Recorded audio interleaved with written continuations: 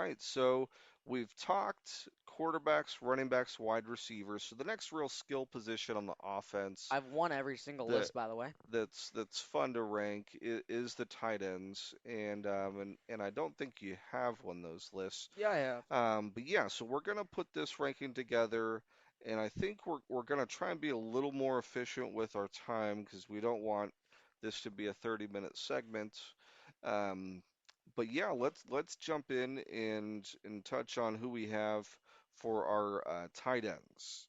So number 10, who do you have? So yeah, I start every time because I'm the best. So at 10, I have Travis Kelsey. So Travis, he's kind of fallen off. He's not as good as he used to be, but I still believe he's a solid tight end. And I think there's a significant drop off from the everyone below this. Like everyone that I'd rank below Kelsey, they're way worse than Kelsey. Maybe I'm missing someone, but I do believe that's true, and I think Kelsey can still pull in some yards. Yeah, tight ends, it's a little different. There's different tiers, but you don't have 30 great tight ends. You don't even have 20, so it's more of a select group. For me, I'm going to go with Kyle Pitts here, a guy who really came into the league and set the bar really high and had this expectation that he could be, the best in the league. It hasn't always been the case, but I think there's a lot of skill there. I think he's in a good position this year, and I think, we're going to see a lot from Pitts where he's one of the better tight ends this year. So I've Yeah, got him there at number 10. I mean he had the fantasy game, um, so I do believe that's a reason why I have him a little higher. So moving over to my 9 spot, I have Mark Andrews. So Andrews, he's found himself in an interesting group of guys. Recent years. I mean, Hopkins and Likely just left, but he had Hopkins, Likely, Flowers. I mean, Henry might even catch some. Bateman. There was a decent group of guys around him, so he didn't get a lot of targets. Um, but with a little less cluster in the room, I do believe he can get a decent amount of yards. I do believe he is still one of the best tight ends. He's getting he's getting up there. He's kind of old now, but I think 9 is the right place to put him. Yeah, I actually have him as number 9 here too. I think he's a little older, but I think with likely going to the Giants, I think that opens up more space for him where he's going to get more of the targets. He's got, rapport with Lamar, so they Yeah, have familiarity with each other. He's a good end zone target, so I think that we're going to see a good season from him as well. And with a lack of really excellent wide receivers, outside of Flowers, I think that he'll be one of the main beneficiaries there yeah. too. So gonna move to 8. So you had him at 10. I have Kyle Pitts at 8. Interesting. I think that's his number actually. But I have him 8 here. I think he's gonna get more touchdowns than usual. I think he's gonna get more yards. I think he's steadily been growing, and I think this is his big breakout year. People have been saying that for years, but I haven't said it yet because I haven't been here for years. So Kyle Pitts gonna get a breakout year here. Yeah, he is number 8, and I think that is kind of the guy that a lot of people have been talking about every year that he's gonna exceed expectations, and just hasn't quite done it. But I think the Falcons are an interesting team. They've got some good pieces, some fun players to watch, and so I think that there'll be opportunity for him uh, to uh, to get some open space and see if he could take advantage of it. So I think that's a good call for you here. I think it's fitting for him to be top 10. I think he's earned that. For me, I'm going to go with Ferguson. I think that the Cowboys tight end there, I think that he really showed what he could do last year. Just a steady guy that's got, good hands and Yeah, can get first downs and get the ball up the field. May not be as big, like as many big plays, but I think there's consistency there. I think with the way the Cowboys play, that he's going to get his targets, his catches, his touchdowns.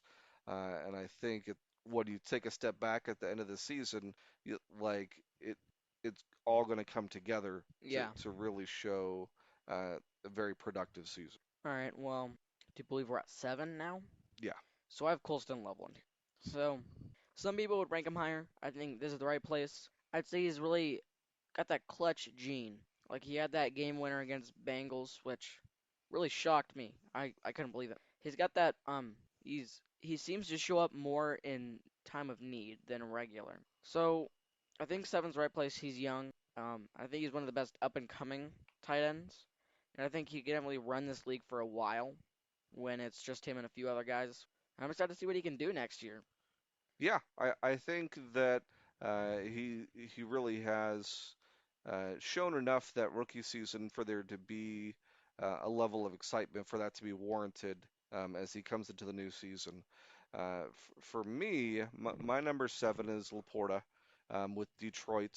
I know he got injured last year and Yeah, that kind of set him back, but I think when the Lions are clicking, when their offense is moving, when they're making plays that Laporta's a big part of that, and he's one of the guys that benefits the most, um, and and it makes his share of big plays, big catches, and looks good out there, and really takes the Detroit Lions to another level when he's playing. So that's where I have Laporta on my list. I have Laporte at 6. So I am a Lions fan, so I might have a little bias, but with you ranking him one below me, I think I ranked him about as good as I should have. Yeah, yeah, pretty fair there. The Lions have a stacked room. Like they just got two guys from the UFL, two guys that I've followed very closely in the league. They got a few more guys. They got Amon Ra, Jameson Williams, to Slaw, who only catches touchdowns, and they got Laporta. And even Gibbs can get a few catches in there. Yeah, he does get several. Yeah. So I do. This is definitely a great receiving room, and I think Laporta's found his place as that go-to guy. When him or Tesla is targeted, they pull and they get the ball. They get it. When they need a first down, they are there. And I think Laporta is slightly better at that than Tesla. Maybe that's because Tesla is still young, but I would trust Laporta more than Tesla right now. Yeah. For me, I pick Kittle here for my number 6. Wow. I think that he has been a very dominant force in a big part I of think he's the on the pup list. 49ers' success. Um, I think he's getting a little bit up there, and I think he's taken a beating with the way he plays. And I think that defenses are going to key in on him more too. So I think it's going to make it more difficult for him to be productive. I think there's kind of a lot of things going against him, but I still think that he's at that level where he still warrants, you know, a ranking inside the top 10, you know, almost top 5 level still. So even though I think that maybe the trajectory is going down, I still think that that he's one of the best in the league. Yeah. And so that's why I've got him there. Well, so at 5, I have Tyler Warren. So Warren, I think he's still really young, and I have him up here. Um, I do believe that he's going to be really good next year, but I think the guys I have ahead of him are going to be way better. Maybe not way better, but he's definitely going to get a lot of catches in that Colts room. There's not really any guys that stick out to me, with Pierce on the PUP list and Pittman out. There isn't really a guy that like Jones can throw to. So I do think that Warren will get a lot of targets. So who do you have at 5? Yeah, I think that's a good spot for him, and he is on my list as well. Um, so you'll see him here coming up on mine. For me, I've got Tucker Kraft, is who I've got Interesting. here. I know right now he's on the injured list, the PUP? physically unable to perform, but I think that there are expectations for him to be ready by the start of the season.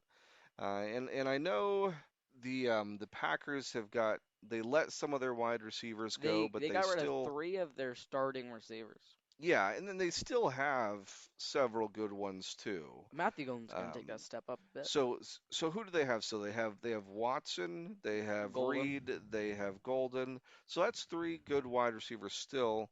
But I think with all that I wouldn't shuffling say good. around, that Kraft. is one of the consistencies there. And from what I saw of Kraft, he definitely showed up when he was And there. yeah, and the way they like to play, I think he's still going to get his share of targets and stuff. So I think that he's going to continue to be productive and be a dominant force at the tight end position for the Packers. I don't think I got much to say at four because I have Tucker Kraft there. So I do think that going into the top three, it takes a big step up, but Kraft I'd say is the closest to them. Hmm. He definitely he had good hands. Like when he's out there, he gets lots of yards. Like he can make any play into anything if he gets the ball. And I that's what I like about him. I don't like the Packers, but I respect that Tucker Kraft is good. Yeah. And I do rank him higher than Laporta. So I'm not biased. Yeah, I mean that's true. When because you're reluctant to when it comes to the Packers. Yep. Packers. So to put him there, it's based on what you've seen, the production that Skill. he's shown and what he's proven. So yeah, for me, I'm going to go with Warren here, and Yeah. I kind of went back and forth, leaning towards putting him in third spot, but I did end up going with fourth. But it's razor thin between him and third for me.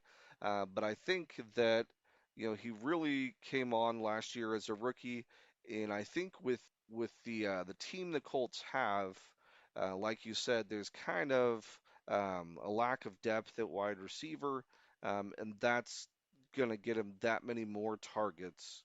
Just being one of the biggest threats in the receiving game for the team, I think that he's going to continue to be one of the league leaders in targets and catches and all of that. Just with the way the Colts have their team built, I think he's such a big part of their offense. Yeah. So getting into our top three. Hmm. All right. Well, at my third spot, I have Brock Bowers. So Brock Bowers is definitely good. I just feel like the two guys ahead of him, I feel like are gonna be better and are better. But Brock Bowers, he's pretty decent. He didn't get a lot of touchdowns last year, but he's definitely a solid tight end, and that's why I put him at three. Hmm. If you're solid, you're not top three, and he's pretty good. Like, would I put him above these two? Maybe. I maybe rearrange it a bit, but I feel like my list is pretty solid, pretty Yeah, spot on. I think there's no way he's lower than three. I think three is the lowest you can put him. So Yeah. yeah, I definitely. And he gets a lot of targets. Like we said with the Colts, they've got no one really there. Like who are you gonna throw to Jalen Naylor? Like it's just maybe he'll be good, but Brock Bowers is definitely gonna be the number one target for Kirk Cousins. Yeah. And then if Mendoza gets playing time, then he'll also a lot of times rookie quarterbacks lean on their tight ends pretty heavily, so I'm sure he won't lose any targets if Mendoza is in there too. For me, you mentioned him earlier, Loveland. Yeah, So I think that interesting, interesting. he took a little while to come on last year, but I Yeah, think like the last maybe third of the season, he really like ramped up his production into the playoffs. I think things started clicking more for Caleb. I think it started clicking more for the whole offense and for him. I think that there was just a lot. It kind of took some time for things to gain momentum, but I think they're going to build on that, and he's going to, hit the ground running here in year two and be a real force for the Bears. yeah. And I think I mean, we haven't talked about the Bears yet, but I think they're going to be an exciting offense to watch, and he's going to be a key part of that. Well, moving on to my number two spot, I have George Kittle. So you ranked him low. You ranked him lower. I do respect it. He's really old. Well, not really old, but he's getting up there, like a lot of these other guys are. But he is like not dropped at all. Like, yeah, he's injured. I don't know if he's on the PUP list right now, but I like George Kittle. I don't like the 49ers like one bit, but I do trust that he will produce a lot because he does it every season. Yeah, and I think more people would agree with you than me. I think a lot of people really have him at the highest echelon of tight ends. I'd say You he's the know, top three right now. so That's why he's up here. he's 32, so that's my hesitation. But with what 31 he's is still shown on kicking. the field, there's there's a lot of people that still have him up there at the top. So Yeah. yeah, you're not way off there. For me, Bowers is my number two. Yeah. I think that I think he really has come on and just been a dominant force in the league. I think there's a lot of years where he would be the number one guy. I think we both have the same guy at number one, Yeah. but Bowers I think is the biggest competition for that. He's younger, he's athletic. He's got everything you want in a tight end. And I Uh, think that's what's going on with the tight ends. and I We had a few old people, but a lot of the younger guys are coming onto the scene. Yeah, yeah, I think that's great for the league. Really kind of diversifying the passing attacks. We see Levelin, we see Warren, and we see Bowers as three young guys that are going to carry the torch for a long time. That's one of the exciting thing about Bowers is he is young, and there's so much that we have in store that just getting to watch him. One of the few bright spots on the Raiders right now. Um, I think, Mendoza eventually could be something. I think Genti eventually could be something, but Bowers, he's already there. Yeah. So I think he's the biggest bright spot on the Raiders currently. And I forgot to say that Tyler Lockett also plays for the Raiders. Now, will that be anything? No, probably not, but that is something I should have said before. Um, and then moving on to number one. So I do believe we have the same guy, unless you pull some wild card and start like being like, oh, the Panthers tight end's the goat. I have Trey McBride. Yeah. So yeah, that's the definitive best answer. Jacoby Brissett, Carson Beck, Gardner Minshew, whoever is starting, they're throwing to him more than anybody.